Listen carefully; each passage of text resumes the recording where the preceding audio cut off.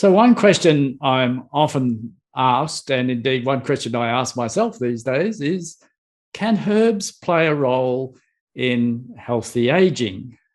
Well, I guess you know the answer. It is, at least from my perspective, I think they can. But let's drill down into this topic and see if we can find a particularly structured way to use herbs to promote healthy aging. The first thing I'd like to observe is that the biggest risk factor for all chronic diseases, cardiovascular disease, dementia, and cancer being the big ones, is age.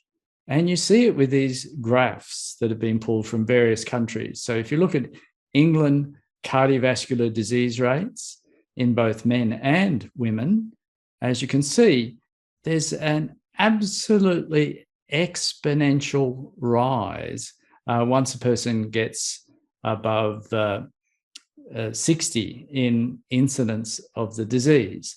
And that's also reflected in dementia and in cancer. Look, it's even more marked, isn't it, for cancer, especially in men. So the biggest risk factor for chronic diseases is age. And we have to ask the question, why? And the answer probably lies in cellular aging. As we get older, our cells age. Yes, we're producing new cells for many, many tissues, but they carry with them some characteristics created by aging of the previous mother cells. And this has been highlighted by these researchers who point out that we have research focusing on preventing individual disease in isolation. But given that aging is the most significant risk factor, therapeutics targeted to the aging process itself will cover many diseases simultaneously, but even more importantly, are more core to the issue. So as they say, there are therapeutic interventions aimed at preventing cardiovascular disease, cancer, diabetes, and so on, that are focused different interventions for preventing each different disease. Hence, the big focus in the cardiovascular area, for example, on cholesterol and blood pressure as one key example. But what they're suggesting is, what if we focus on the aging process, and particularly cellular aging, and in one hit, we're helping to prevent all of those diseases associated with age. And what's more, it's more core, it's more fundamental to what's going on or happening in the person. So the next question is, where do we get our information from? Well, a lot of it comes from animal research and indeed even cellular research. So how relevant is that? I mean, if you think, imagine if we tried to do a big healthy aging or anti-aging experiment in people. We'd have to do it over 20, 30, 40 years, and scientists just don't have that patience. And I mean, do we have to wait that long before an answer? I certainly can't wait that long. So we do rely on cellular research in particular. Now, how valid is that? Well, again, this quote from these aging researchers show that it is valid. And they say that once thought of as inexorable, complex, and lineage-specific process of accumulation of damage, aging has turned out to be influenced by mechanisms that show strong evolutionary conservation across many, many different species of life. Lowered activity of this nutrient-sensing insulin-like growth factor target of rapamycin, known as TOR signaling network, can extend healthy lifespan in yeast, multicellular invertebrates, mice, and possibly humans. Mitochondrial activity, because it's oxidative stress, if excessive, can also promote aging, while genome maintenance and autophagy, where the cell basically eats functional elements called organelles that are faulty and regenerates new ones, can protect against it. And there are three key themes that really come up, but there are others, as I'll show you, but there are three key themes. So with mitochondrial activity, we want to make our mitochondria more healthy and efficient so that they're not burning dirty, as it were, and creating a lot of oxidative damage around them. And of course, we use one particular key function of autophagy known as mitophagy, which is the body eating the cell eating its mitochondria and regenerating new ones to protect against it. So sorry, I should have flagged to everyone, this is a bit technical, this little discussion, but the take-home message, as you'll see, will be simple.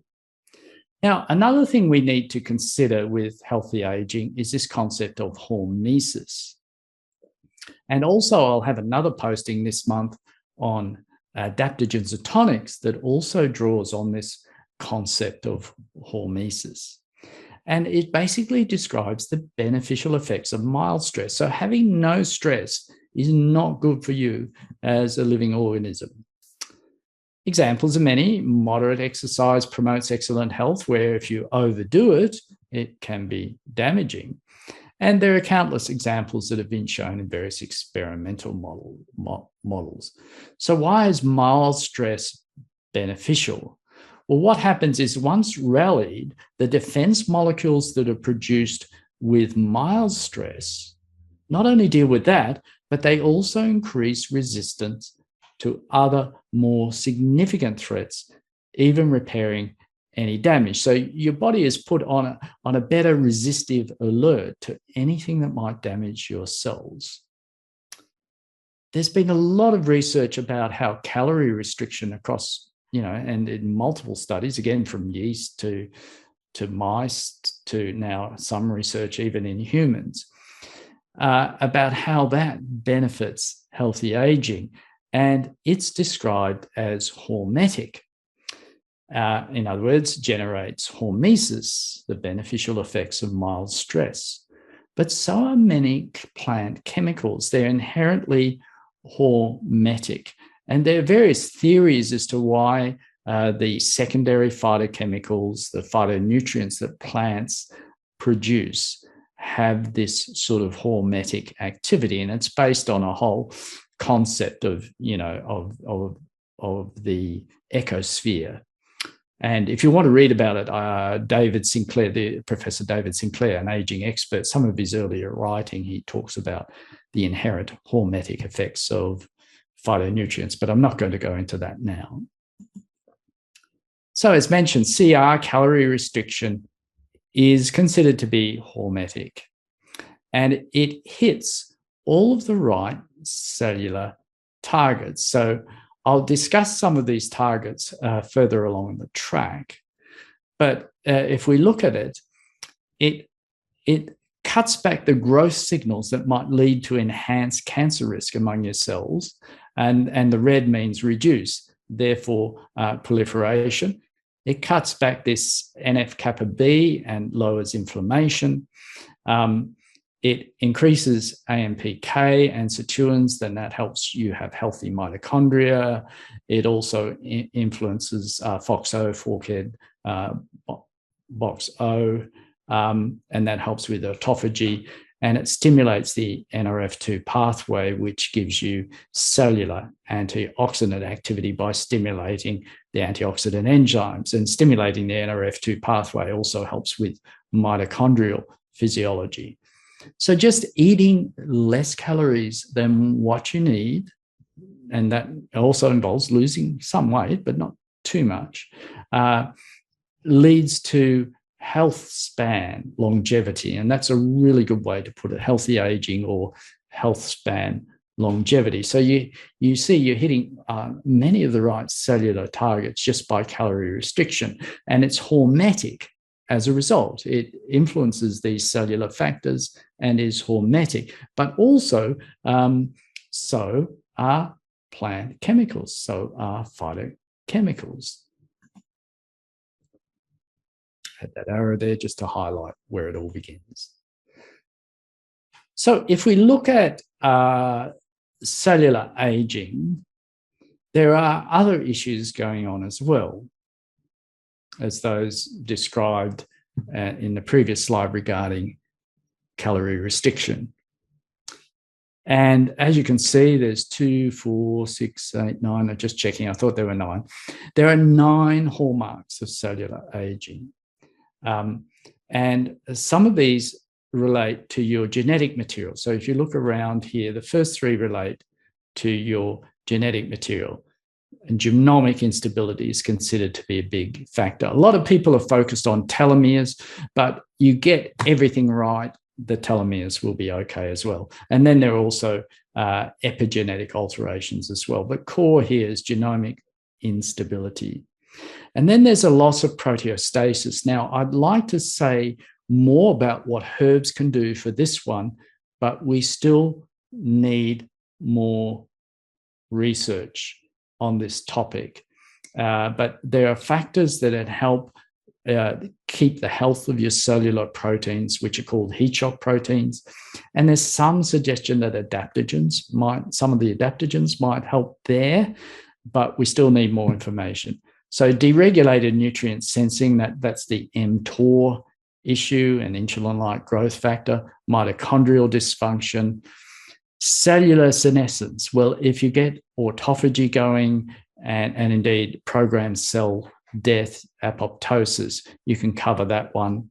And these other 2, again, of stem cell exhaustion and altered intercellular communication, again, if you get other things right. So the researchers identified the key things as genomic instability, loss of proteostasis, deregulated nutrient sensing, and mitochondrial dysfunction, and cellular senescence in terms of loss of autophagy, appropriate autophagy. And that has been highlighted. For example, you see this recent study, 2020, that there are 2 paths of aging, and that's what it says, that cells of the same genetic material within the same environment can age in 2 strikingly distinct ways. About half of the cells age through the gradual decline in the stability of the nucleolus, a region of nuclear DNA. So that's your genomic instability factor. And in contrast, the other half age due to dysfunction of their mitochondria. So these 2 of those 3 key factors I've described have been highlighted in recent groundbreaking research.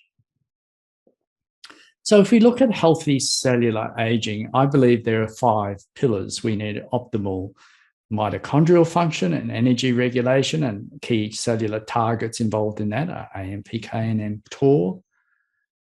And one we haven't spoken about is healthy microcirculation, because that nourishes at a cellular level.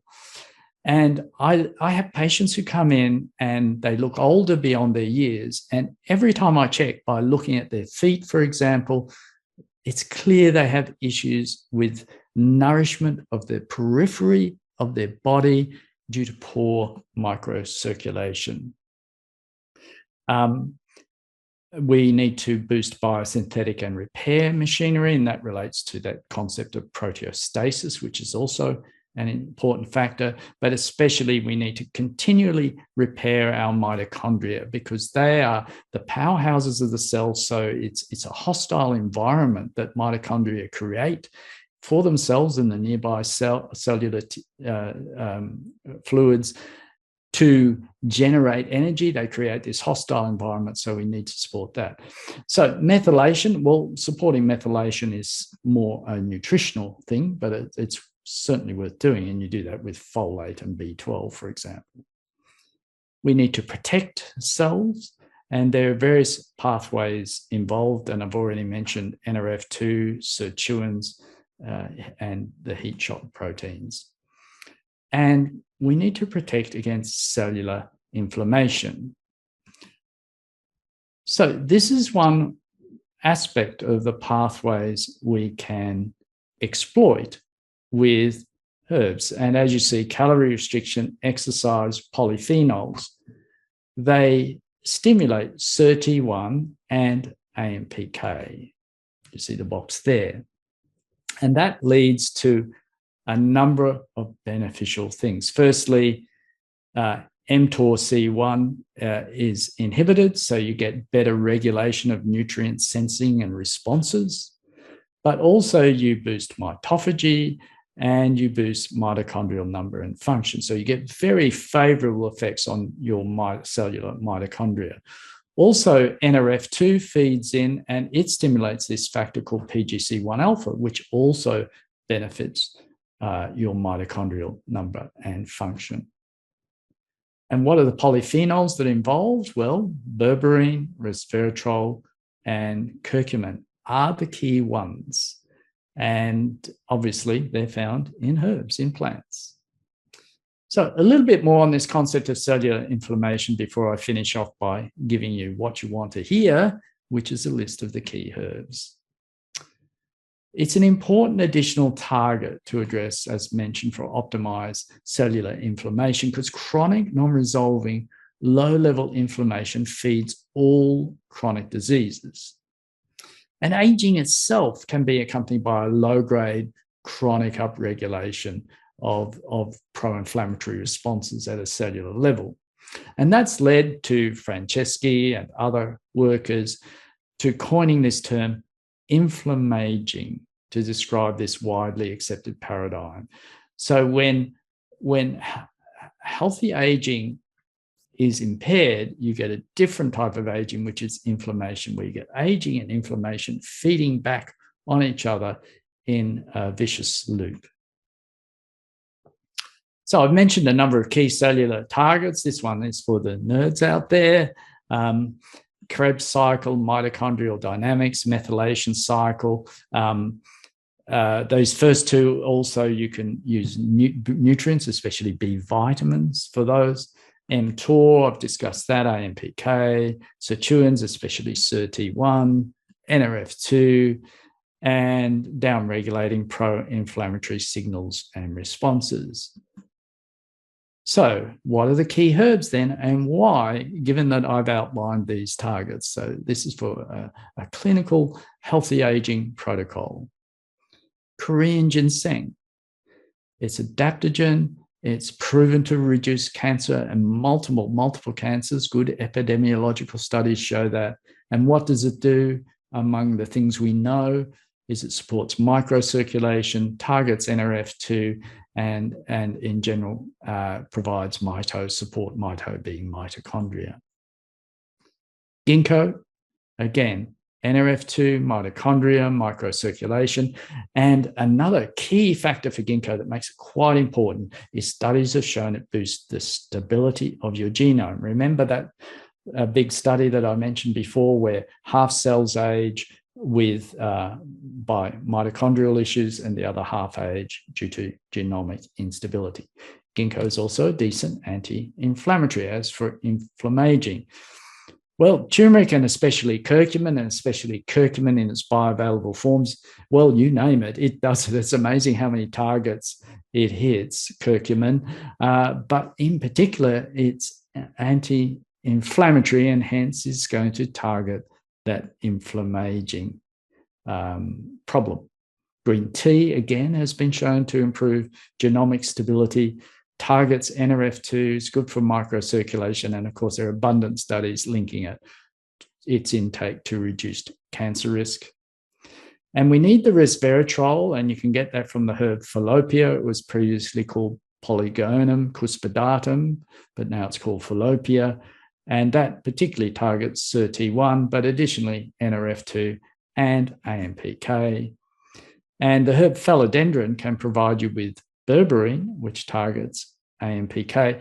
And a lot of biohackers are using metformin, the drug, for targeting AMPK. So, but a far better way is to do it with your resveratrol and your berberine naturally and safely.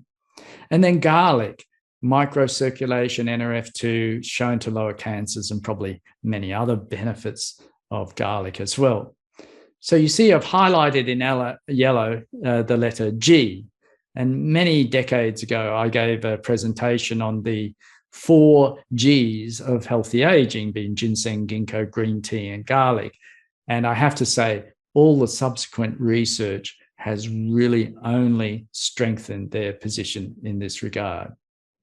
So, do I take these every day? Well, most of them.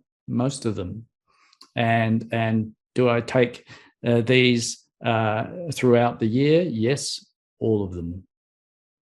Thank you, and hope you get cracking now on your clinical healthy aging protocol for yourselves, your friends, your patients, your family. And as I said, who knows what this might prevent, but I think it's a pretty good start, for example, for preventing dementia and cancer and of course, cardiovascular disease. And as my colleague, Professor Ken Watson, previously of the University of New England in Australia, as I was on staff there for a while as an adjunct. I was on staff as an associate professor there for a while. Ken said, your interest in healthy aging is proportional to your age. So we'll call that Watson's rule. And I'm sure Watson's rule will apply to your interest in this topic.